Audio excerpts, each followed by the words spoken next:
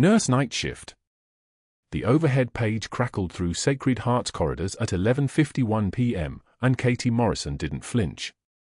She was already 3 floors below the intercom, moving through the basement pharmacy with a clarity that came from years of practice, the practice of being invisible.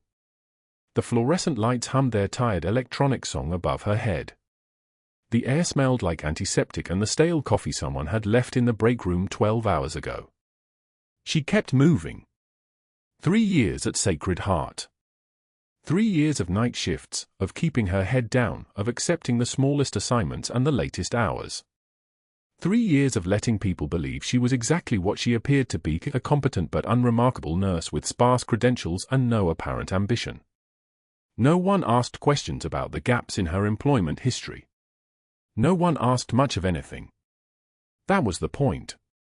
The pharmacy tech, Marcus, 17 years old, still wore his college rejection letters like armor, looked up from the pill counter. "That for you?" "Night shift." Katie returned a small, careful smile. "Someone has to handle the midnight admits." She pulled a trauma kit from the 3rd shelf without hesitation, already knowing exactly which supplies would be missing before she even opened it. A 14-gauge angiocath needle, the kind used for rapid access. Saline flush. Pressure dressings. Things you needed when seconds mattered. Things that muscle memory knew how to use even when the conscious mind wanted to forget. The elevator ride up took 43 seconds. She counted them the way she'd counted seconds for 12 years, not as a habit anymore, but as a rhythm her body couldn't shake. 12 years in the Marine Corps. 3 tours. 2 of those tours in Tikrit, where the sand got into everything and stayed there, grinding between your teeth, under your fingernails, inside the places where you kept your conscience. The 3rd tour was the one that got classified. The 3rd tour was the one that officially never happened. Sacred Heart's night shift was a particular kind of quiet. The day crews left chaos in their wake, beeping monitors, stacks of paperwork, families clustered in waiting areas like frightened birds. But by 11 p.m., the hospital became a cathedral. The ICU lights dimmed to a merciful glow. The hallways held only the essential, nurses, monitors, the soft hydraulic sighs of hospital beds adjusting. A skeleton crew running a night shift that most people never saw. Katie had chosen this deliberately. Night shift meant fewer administrators. Fewer eyes. Fewer questions. She'd taken a position as a floor nurse on the medical surgical ward, the kind of work that asked for competence and nothing else. No glory. No visibility. No advancement. Perfect. The faded unit patch sewn inside her jacket lining pressed against her ribs as she moved through the unit. 3rd Battalion. The stitching had come loose on the left corner 3 years ago. She'd never repaired it. Repair meant acknowledgement. Acknowledgement meant remembering. So she let it hang there, a ghost against her skin, a reminder stitched in thread and blood and things the Pentagon had decided didn't exist anymore. She was checking the stock on the medical surgical floor, gauze, saline, the endless supplies that made a hospital run, when the admission alert came through at 11:59 p.m. Trauma arrival. Marine. Training accident. The helicopter was 18 minutes out from Penn Medicine's trauma center, but Sacred Heart had the ER bay closest to the landing zone, so they'd accept the initial stabilization before transfer. Katie's hands kept moving. She didn't pause. She didn't recognize the name on the alert yet, Lieutenant Marcus Hendricks, just a set of vital signs and a mechanism of injury. But when he rolled through the ER doors at 12:17 a.m., accompanied by 2 other Marines in dress blues and the particular weight of institutional protocol, something in her stopped. The face hadn't changed much. Younger then, at 27, when he wore the insignia of a Judge Advocate General officer. Thinner. Sharper. The kind of face that believed everything it said because the rank behind it made it true. She'd watched that face for 2 weeks in a military courtroom 7 years ago, in a room she was never supposed to have been in, during a trial that was never supposed to be classified. He'd looked exactly like this then, precise, untouchable, certain. "Get him to Bay 3, the ER attending called out. A woman Katie didn't recognize. New. Probably didn't know the hospital's layout yet. Full trauma protocol. Someone get neuro down here now. Katie moved with everyone else. She didn't rush. She didn't show anything. Her hands gathered supplies with the same practiced efficiency she'd perfected over 3 years of invisibility, and the faded unit patch pressed harder against her chest, like something alive, like something accusing her. The Marine had a depressed skull fracture on the left temporal lobe. Bleeding. Possibly intracranial. The kind of injury that happened when a training vehicle rolled and didn't stop rolling. She watched the ER team work, good work, actually, efficient, and felt the weight of recognition settle into her shoulders like shrapnel. He'd testified that she was operating outside her medical authority. That she'd administered treatment without proper chain of command. That the entire operation was compromised by protocol violations that he, as a JAG officer, was obligated to prosecute. He'd said it all very calmly, very precisely, while the room listened and took notes and recorded everything for a file that was supposed to be sealed forever. And then the records disappeared. Not buried. Disappeared. Destroyed officially. She'd been offered a choice: resign quietly with full benefits that would never be mentioned, or face a court-martial for classified protocol violations that technically never occurred. She'd taken the quiet choice. She'd taken the money and the silence and the new social security number and the new life in Philadelphia, working night shifts at a hospital where nobody asked where she came from. The ER attending was issuing orders. Someone needed to establish an 4. Someone needed to get a CT of his head. Someone needed to monitor his pupils every 15 minutes for signs of increased intracranial pressure. Katie stepped forward. I can establish the line. The ER attending, Dr. Patterson, according to her badge, barely glanced at her. Fine. Move fast. She had the 14-gauge angiocath positioned and the tourniquet tight around his arm in 15 seconds. His skin was warm. His arm was still muscular, still the arm of someone who did PT before dawn every morning. The vein presented cleanly and she slid the needle through with the kind of precision that came from muscle memory, the kind that didn't require thinking. The hiss of air as the blood flashed back into the catheter sounded like homecoming and betrayal all at once. Line's hot, she said quietly. That was when Dr. Ashford walked in. He moved like he owned the space, which was the point. New chief of surgery. Reputation for running the tightest department in Philadelphia. 0 liability incidents. 0 complications. 0 margin for anything that didn't fit his institutional framework. He was tall, mid-50s, with the kind of tailored appearance that suggested someone who counted calories and controlled everything else with similar precision. His eyes, and then he looked at Katie. She was already turning away, already moving toward the fluid bags that needed to be hung, already making herself peripheral. But he'd seen her hesitate. Just for a moment, a pause so small that most people would have missed it. But Dr. Ashford didn't miss things. He didn't miss anything that didn't belong in his carefully constructed world. She felt his attention settle on her like a weight, like someone measuring a gap in the armor. "Nurse," he called out. His voice was controlled, pleasant, the kind of voice that made orders sound like suggestions. "What's your name?" "Katie Morrison, doctor." She didn't turn around. She kept working. "How long have you been with us, Miss Morrison?" 3 years, sir." He was quiet for a moment. She could hear the monitors beeping. She could hear Dr. Patterson explaining the patient's vitals.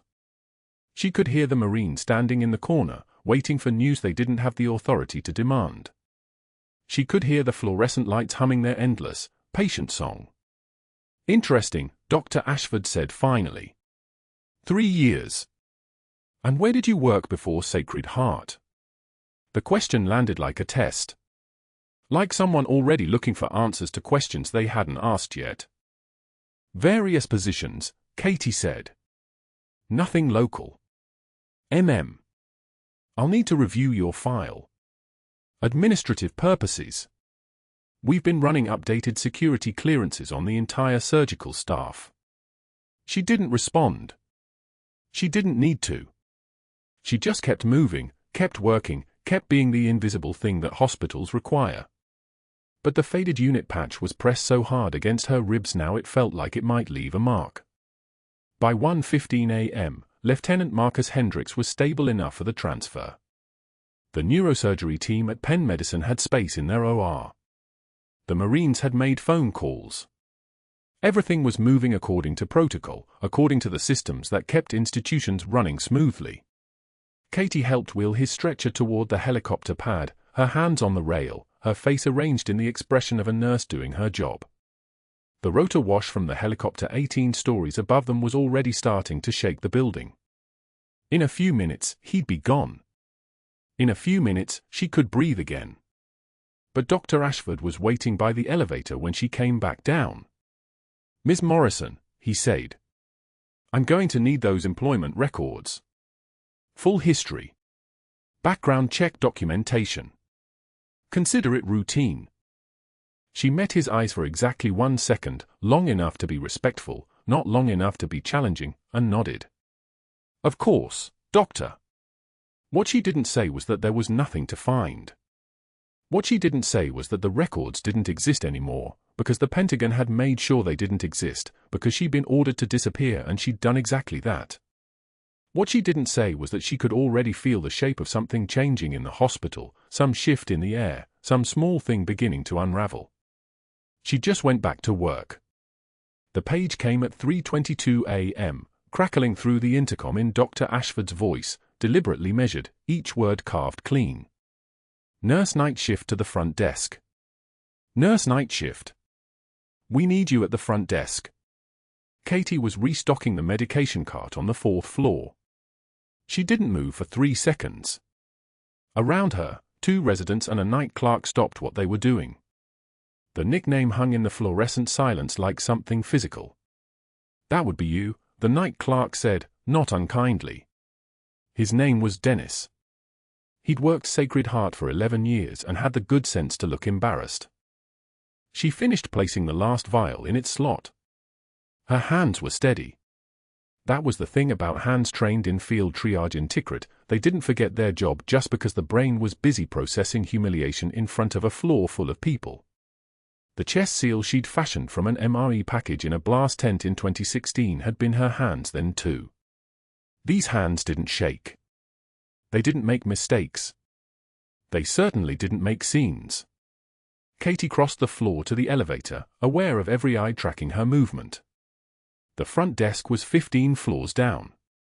Ashford was waiting there with a stack of charts and that particular expression of a man who discovered a small irregularity and decided to weaponize it like a scalpel. Nurse Morrison. He didn't use her first name. That was stage 1 of his escalation, the removal of her humanity through title alone. "I need these charts filed in records." The filing system was, he paused, consulting his clipboard with theatrical precision, substantially disorganized by the previous night shift. "I'm assuming that was you, given your consistent access to the archives." It wasn't a question. It was a setup. Katie understood setup the way a sniper understands sight lines, as the thing that came before the shot. "I'll handle it," she said. "See that you do." And Katie, he'd switched to her first name now, which meant the next part was the real knife. In the future, try to manage basic filing protocols. It's not especially difficult. Then again, I've seen your employment history. 3 years here with no supervisory experience, no advanced certifications, no real credentials to speak of. Just a night shift nurse. He smiled. It wasn't warm.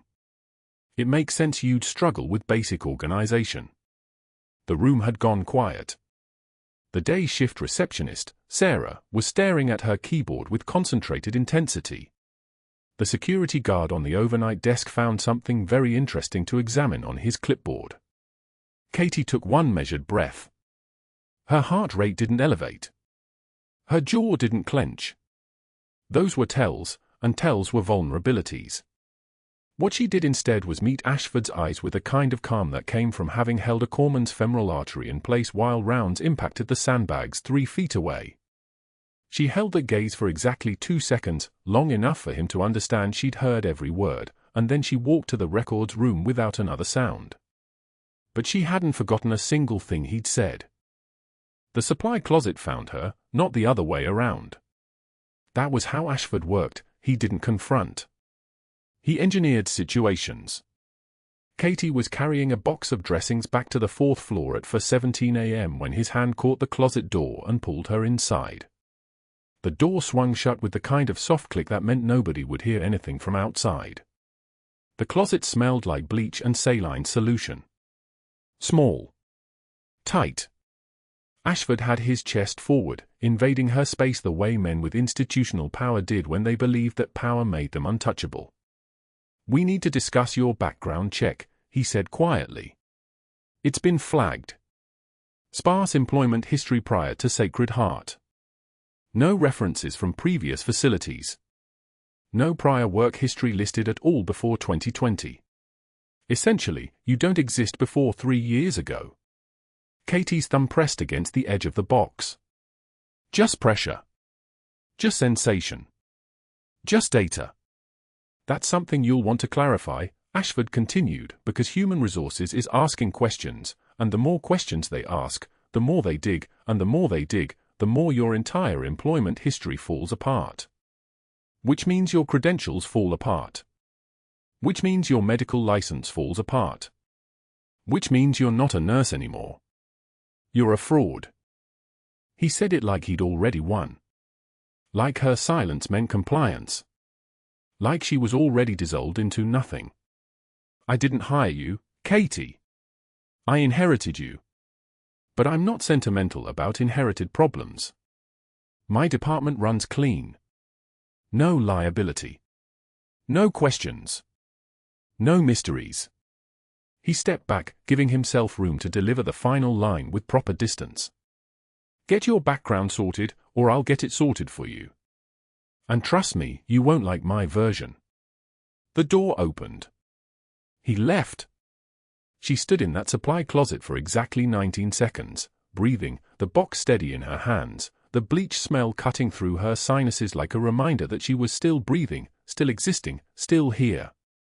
The parking lot demotion came at 5:51 a.m., on the edge of shift change when the day staff was arriving.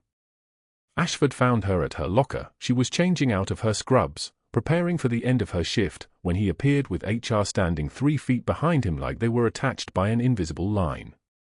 The incoming day shift was filtering through the hallway. Maybe 30 people witnessed what happened next. "Katie, we need to discuss your department assignment," Ashford said. His voice was professional. Clinical. That was the performance, the appearance of institutional process, not personal vendetta. "I've reviewed your work here in surgical nursing, and I think a change of scenery would be beneficial. Effective immediately, you're being reassigned to patient transport. The pay remains the same during this evaluation period. We'll revisit your position in 2 weeks, assuming the background check clears." He paused. He was good at pauses. "We need people we can trust in critical care, Katie. People with verifiable histories. I'm sure you understand." The silence lasted exactly 3 seconds. The incoming shift kept moving, but slower now. A few stopped. The hallway temperature had changed. That was what humiliation did in front of others. It created a temperature change, a pressure drop, a visible demonstration of falling through some hierarchy that everyone present had just been reminded existed. Katie took one measured breath. She reached up and closed her locker door. The sound echoed down the hallway like the punctuation mark on an execution. When she turned to face Ashford, her eyes were level with his. One tear had escaped, just one, just enough to show she was human, but her hand came up and wiped it away without her breaking eye contact for a single second. And then she spoke, her voice so calm it was barely a whisper, which somehow made it louder than a shout. "I've survived worse reviews than yours, doctor." The words hung in that hallway like a promise. Not a threat. Never a threat. Just a statement of fact delivered with a kind of quiet dignity that made every person standing there feel like they'd just witnessed something they weren't supposed to see. She walked past him, past the HR representative, past the arriving day shift. She didn't look back. She didn't need to. She could feel Ashford's confusion crystallizing behind her, confusion because she hadn't broken, hadn't crumbled, hadn't given him the satisfaction of watching her crack. His weapon had hit something harder than he'd expected. Something that didn't bend under institutional pressure. The locker room door swung closed. Katie sat on the bench in front of the lockers and stared at her hands for exactly 4 minutes. Hands that had held lives together. Hands that had practiced medicine in a blast tent with mortar fire close enough that the vibrations came through the ground. Hands that had been ordered to disappear and had done exactly that for 7 years, working night shift in a hospital in Philadelphia where nobody asked questions because they knew they wouldn't like the answers. She didn't know what was coming. Nobody knew. But somewhere in the building, in the small hours before dawn, something was beginning to fracture. Not her composure. Never her. The fracture was in the careful architecture Ashford had built, the perfect alignment of privilege and institutional power that had convinced him he could touch anything he wanted without consequence. What happened next would prove him wrong in ways he couldn't imagine. The code blue alarm screamed through Sacred Heart at 11:38 p.m. on a Tuesday. Not a siren. A full orchestra of catastrophe. Monitors wailing. Ventilator hissing. The crash cart crashing through double doors like something feral. Lieutenant Marcus Hendricks had been stable 30 seconds before. Routine post-op line check. Ashford leaning over the bed with the confidence of a man who had never met a consequence, threading a central catheter through Hendricks' neck with the precision of someone checking his watch during surgery. Katie watched from the doorway, charting vitals, and saw his hand hesitate. Barely perceptible. A tremor that lasted one breath too long. The subclavian artery doesn't give second chances. Blood filled Hendricks' right lung like water into a hull. Oxygen saturation on the monitor, 98. Then 94. Then 88. Dropping fast as gravity. His body convulsed once and his back arched off the mattress, the autonomic system's final protest, and then his pressure flatlined. Not a gradual decline. Complete. The kind of flatline that means the pump stopped pumping. Code blue, Trauma Bay 4, the overhead said, which was unnecessary because everyone in a 6-block radius already knew. Ashford didn't move. Didn't step forward.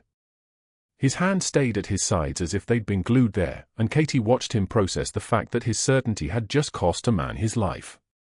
Other nurses converged, 3 of them, maybe 4, and they moved like people trained to panic efficiently. Someone started compressions. Someone else was getting the crash cart. The resident was calling for blood products and asking questions nobody had answers for yet. Katie stepped into the room. Not a hesitation. Not a pause. Her feet moved and her brain switched off the civilian frequency and tuned back to the one she'd been broadcasting on for 10 years before this. The faded unit patch sewn into her jacket lining pressed against her ribs as she moved, muscle memory translating directly to motion. She didn't announce herself. Didn't say excuse me or ask permission. She was simply in motion, and motion was authority. Get the trauma shears, she said. Her voice had dropped an octave. Not a request. Not a question. The resident snapped to it like a response to a command, and that's when the first person noticed something was different about the night shift nurse. His chest was already rising and falling with the compressions, but he was drowning in his own blood, and that blood was filling airways faster than anyone could drain them. Katie had 1 minute to work with. Maybe 90 seconds. The alternative was a chest tube insertion in the middle of chaos, which meant 3 minutes minimum, 3 minutes they didn't have. She'd done this in a courtyard in Tikrit with the walls coming down and no anesthesia and a kid from Kentucky who was going to die anyway if she didn't stop thinking and start moving. The hands remembered. The hands always remember. I need a finger, she said, and the resident's hands froze. In the trachea. Guide the tube around the blood. That's not, someone started, and Katie's eyes moved to them like a searchlight finding a target in the dark. Do it now. The resident's finger went in. Katie was already pulling an MRE packet from her locker, the one she kept for exactly this reason, though no one had ever asked her why a night shift nurse carried field rations, and she had the waterproof outer packaging open with her teeth, using the flexible plastic to create a seal around the endotracheal tube, fashioning an emergency chest seal with materials that cost less than a coffee. The tube went in through his mouth, bypassing the blood in his airway. The breathing tube connected. The improvised seal held against the negative pressure building in the thoracic cavity as that collapsed lung tried to re-inflate. Bag pressure, she said, and someone was already doing it, and Katie had her hands on the drainage site where blood was still seeping, but slower now, because the seal was working. His oxygen saturation was 68. The monitor painted the numbers in red phosphorescence. She had maybe 4 minutes before organ damage became permanent. Get me a 14-gauge needle. Midclavicular line, second intercostal space. Push 100 ml of saline through the needle to break the adhesion, then remove the needle. The resident hesitated. That's needle decompression, but he's not pneumo. He's hypoxic and dropping. Do it. The needle went in. The saline followed. The lung filled. And on the monitor, the numbers started their climb. 75, 79, 82, 86. Each digit was a heartbeat. Each digit was the difference between a man who'd testified against her and a corpse that would be wheeled to the basement. 88, 91, 93. The resident was still holding the bag, and their hands were shaking. Katie's weren't. They were steady as the surgical laser that had once removed a bullet fragment 2 mm from a spinal column in Fallujah while mortars shook the operating tent. These hands had held lives together with materials that shouldn't work and prayer that didn't exist. A single tremor would have been a confession. 94, 96, 97. Page respiratory, she said quietly. We need a proper line. Her eyes moved to Ashford for the first time since she'd entered the room. He was standing against the wall, watching her hands move, watching her terminology materialize from nowhere, watching a night shift nurse perform emergency combat surgical procedures with the muscle memory of someone who'd done it hundreds of times. His mouth was open slightly. Not in surprise. In recognition. In the slow-motion horror of understanding that he'd just been looking at something he wasn't supposed to know existed. The room went so quiet you could hear the ventilator's mechanical rhythm, steady and patient, like a heartbeat that refused to stop. Her credentials, Ashford said. His voice was quiet but it carried. Pull her credentials right now. I want to know how a nurse with no trauma training just. She saved his life, the resident said. Simple. Flat. Not even defensive. Just stating the fact the way you'd state gravity. Katie stepped back from the bed. Her hands were clean. The seal was holding. Hendrick's oxygen was climbing toward normal range, and the arrest had lasted for minutes and 16 seconds, long enough to do damage, maybe, but not long enough to do permanent harm. He was still in there. Still salvageable. Still alive because of procedures that officially didn't exist in her official record. She turned toward the door without making eye contact with anyone. Past Ashford as if he was a piece of furniture. But as she moved past him, something slipped. A single word. One she'd buried so deep she didn't know it was still there. Triage protocol next time, doctor. Before you kill him. The word triage hung in the air like the moment right before a building falls. Because triage was military. Triage was field hospitals. Triage was a word that came from a very specific world, a world that was supposed to have been erased 7 years ago. She could feel Ashford's eyes on her back as she walked into the hallway. Could feel the resident staring. Could feel the question forming in the silence like a storm front moving in from the Atlantic. But what they didn't know was that somewhere in a federal building in Arlington, a security protocol had just triggered. A classified flag. A name that was supposed to be redacted had appeared in Sacred Heart's personnel database during the routine background check that Ashford had ordered. And that flag was climbing the chain of command at 3 in the morning, past tired night shift officers and into the hands of people who spent their days looking for ghosts. Katie kept walking down the hallway, knowing exactly what was coming next. The hallway was empty at 3:51 a.m. when Dr. Ashford moved through Sacred Heart's surgical wing like a man correcting small errors. Not angry. Not even hurried. Just methodical. He found the charge nurse first, the one who'd been in the trauma bay, the one who'd watched his hand slip, and there was no raised voice, no accusation. Just a request. I'm going to need you on days starting Monday. Better coverage patterns. The charge nurse nodded. She didn't ask why. Nobody asked why anymore when Ashford spoke with that particular tone, the one that carried the weight of a hospital CEO on speed dial and a board that had named him chief of surgery for a reason. By 4:15 a.m., the surgical resident who'd called out the subclavian artery error was reassigned to the pediatric trauma rotation, nights only, a dead-end detail that would tank her fellowship prospects within 6 months. The scrub tech who'd passed instruments with precision was moved to OR scheduling, fluorescent office cubicle, no more patient contact. The anesthesiologist received a text about recalibrating shift allocations for optimal performance metrics, which meant Monday would find him on the opposite schedule from Katie Morrison. Ashford wasn't creating enemies. He was creating isolation. He was reordering the hospital like a chess player moving pieces no one else could see moving. Katie didn't notice the schedule changes at first.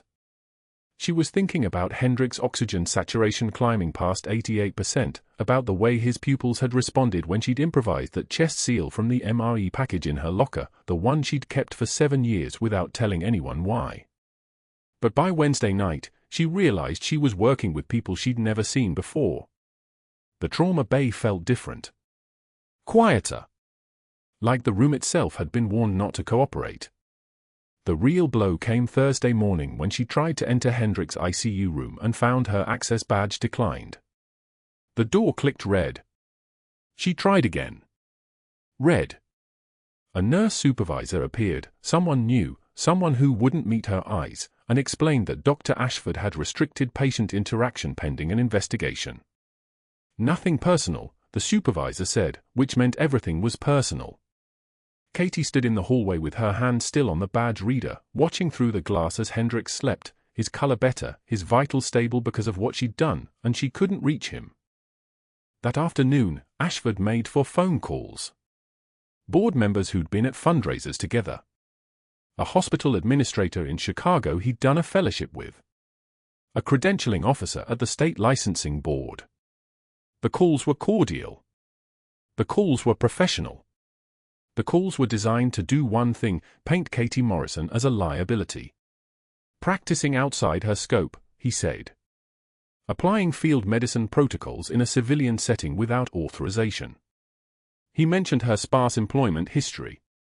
He wondered aloud about how she'd obtained such specific medical knowledge. He didn't accuse her of anything. He simply planted seeds in the right soil, watered them with his reputation, and waited for them to grow. Katie found the suspension notice in her locker that night. White envelope. Official letterhead. Effective immediately, pending investigation into fraudulent credentials and scope of practice violations. Her badge was revoked. Her access terminated. Her record flagged for a comprehensive background check that would pull every thread of her carefully constructed civilian life and unravel it down to the classified operation in Tikrit that she'd been ordered to bury. The same background check Ashford had weaponized would be the thing that exposed her. The same institutional machinery he'd set in motion would be the thing that brought federal attention down on her head. She didn't cry. She didn't tremble. She simply sat on the bench in the locker room, suspension notice in her lap, and considered the mathematics of it. 6 minutes to pack her belongings. 90 seconds to clear her access code. For hours until dawn. She moved through it all with the efficiency of someone who'd learned decades ago how to dismantle her life and move to the next location. Scrubs folded. Stethoscope coiled. Personal items cleared. But when she reached into the back of her locker for the small bag she kept there, her hand brushed the lining of her jacket, the one hanging in the corner, and she felt it.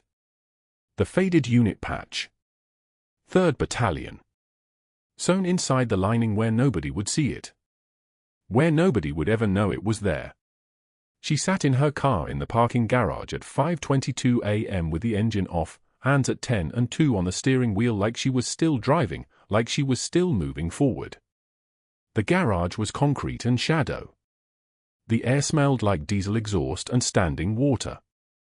Rain began to fall against the windshield, not the gentle kind, but the heavy kind, the kind that hammered like judgment. She pressed her forehead against the steering wheel and couldn't move. Couldn't drive. Couldn't think beyond the fact that she'd done everything right for 3 years, and it had taken one moment of being herself, one moment of letting the training take over, one moment of muscle memory, to blow it all apart. The patch pressed against her ribs through the jacket lining. She could feel it even without touching it. The memory was a weight. Tikrit. The courthouse. The official records that had been erased, the identity that had been buried, the woman she'd been ordered to cease being. And she'd done it. She'd walked away from everything. She'd become someone else, someone smaller, someone who existed in the margins of other people's lives. She'd been good at it. 7 years of being invisible. 7 years of not existing.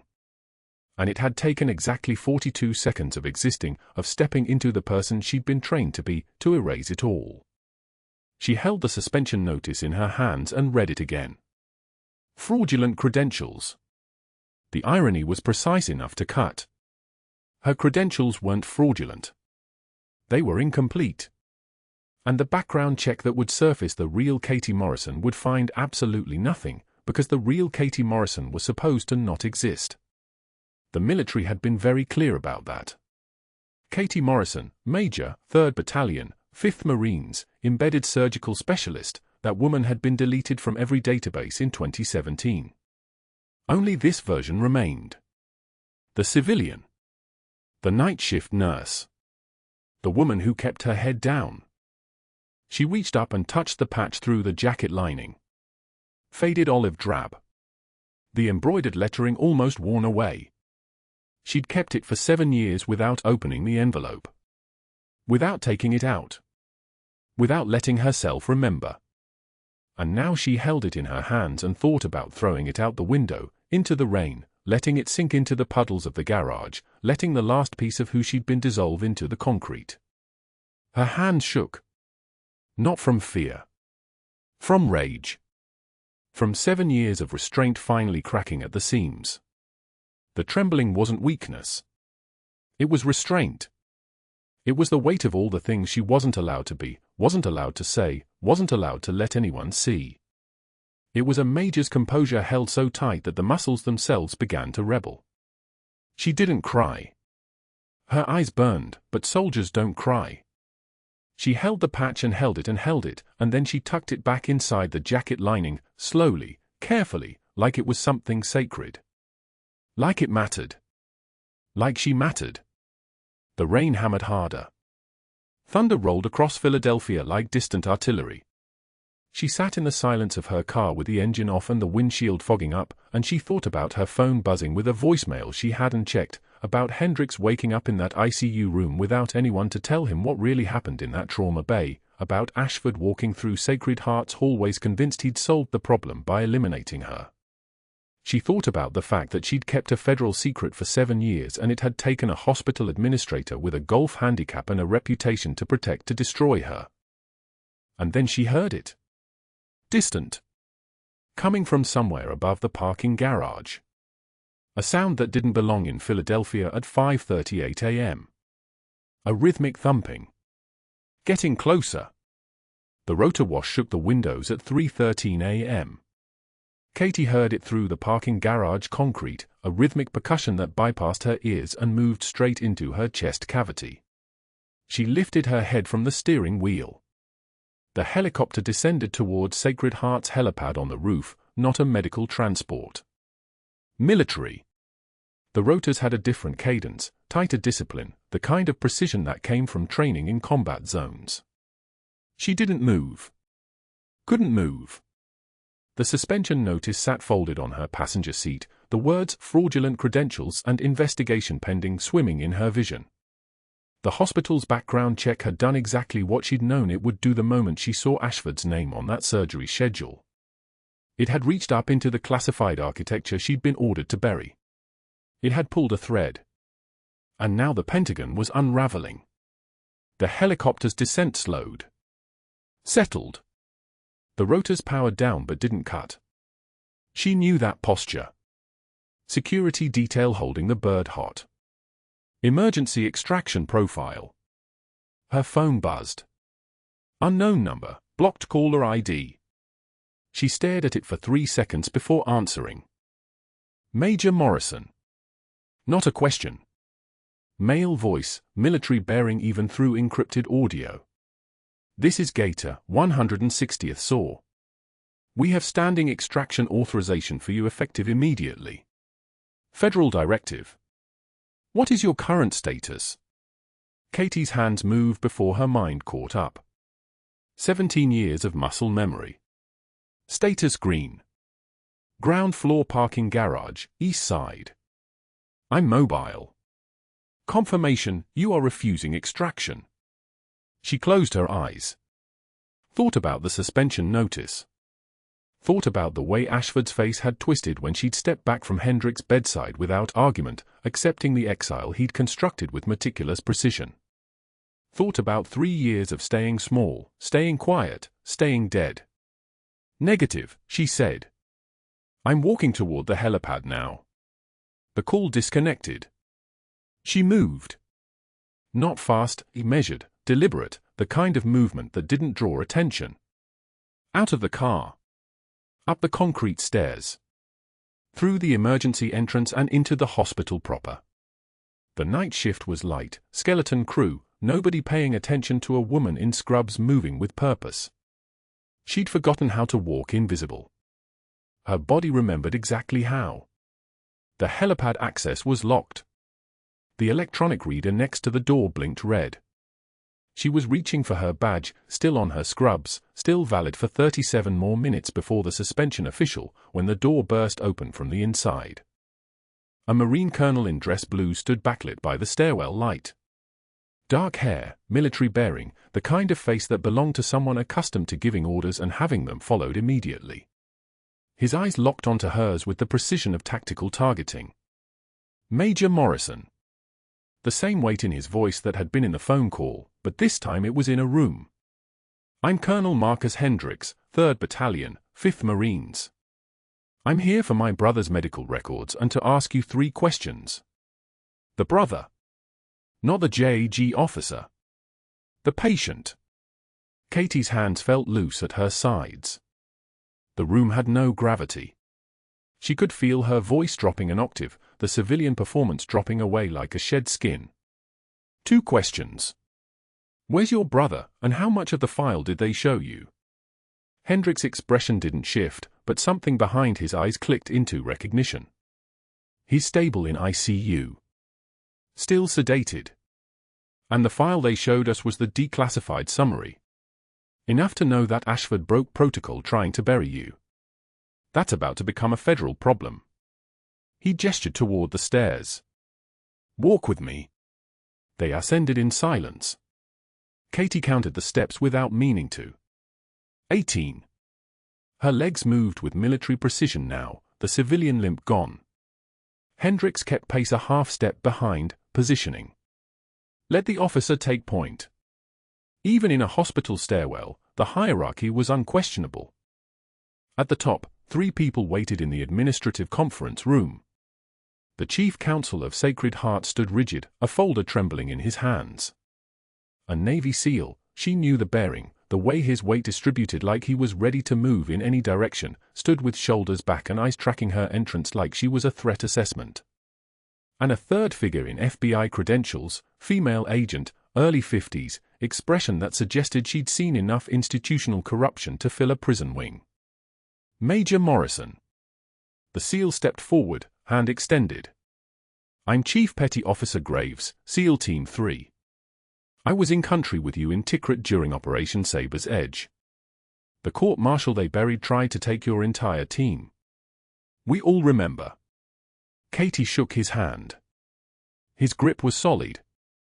She didn't flinch at the name, Tikrit, the operation, the unit that technically didn't exist. Chief.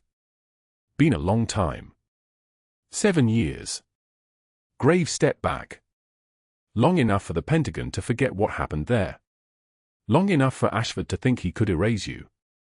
The chief counsel opened his folder. His hands shook as he read. Embedded combat surgeon.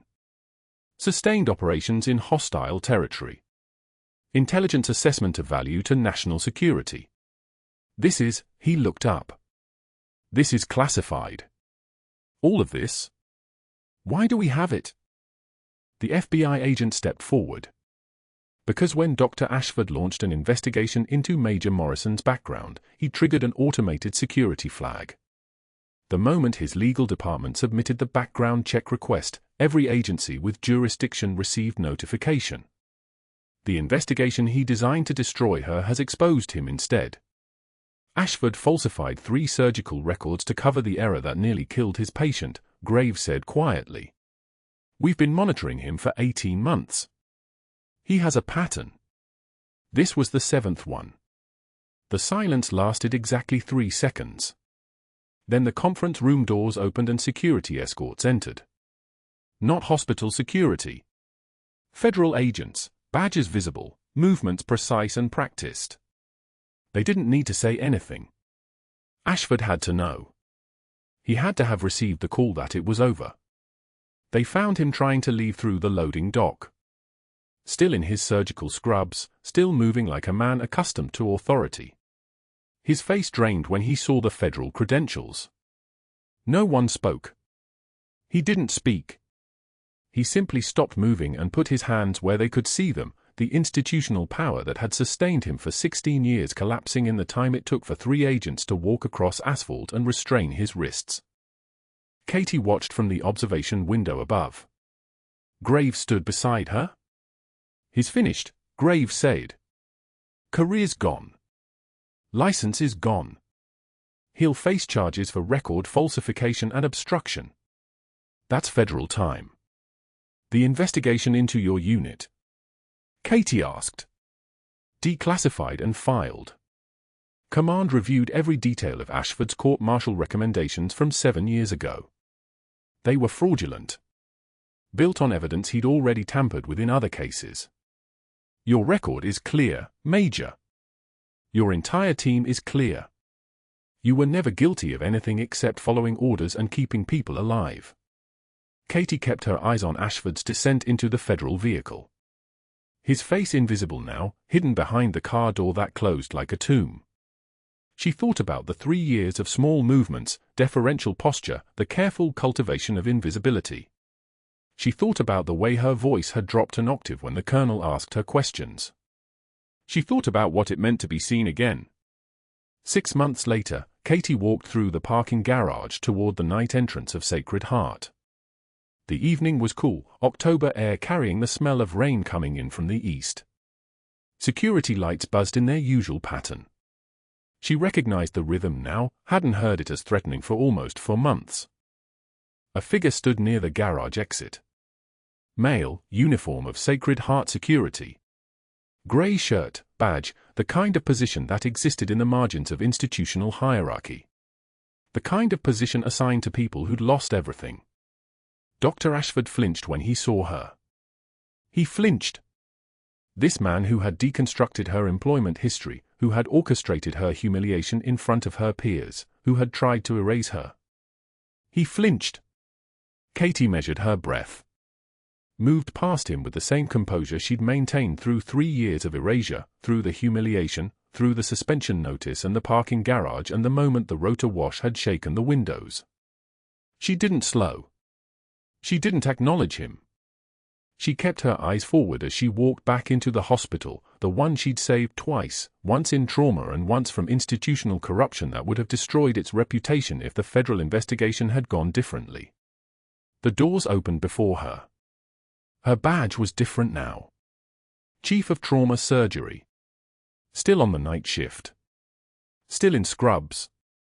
Still moving through these corridors with the quiet authority of someone who understood that true class wasn't what you did when the world was watching. It was what you did when you walked past the man who tried to bury you and didn't look back. A junior resident was waiting at the nurse's station, young and nervous. "Major Morrison, we have a training case incoming. They said you wanted to observe." Katie moved toward the trauma bay. "Of course. What are we expecting?" "Vehicle versus pedestrian, estimated arrival 6 minutes." She nodded. Put her hands in motion, beginning the ritual of preparation. Monitor cables, for stands, the equipment of salvation arranged in the language of medicine she'd spoken in Tikrit and was finally allowed to speak again in Philadelphia. The trembling that came sometimes in quiet moments, it wasn't fear. It never had been. It was restraint. The force of survival compressed into muscle fiber and breath control and the discipline to keep moving forward even when the institution tried to convince you that you had never mattered at all. She had mattered. She'd always mattered. And now the entire hospital knew. Like and subscribe if you appreciate hard-working people who don't get the credit they deserve. Comment and tell us what you did for a living, or what you do now. Let's get into it.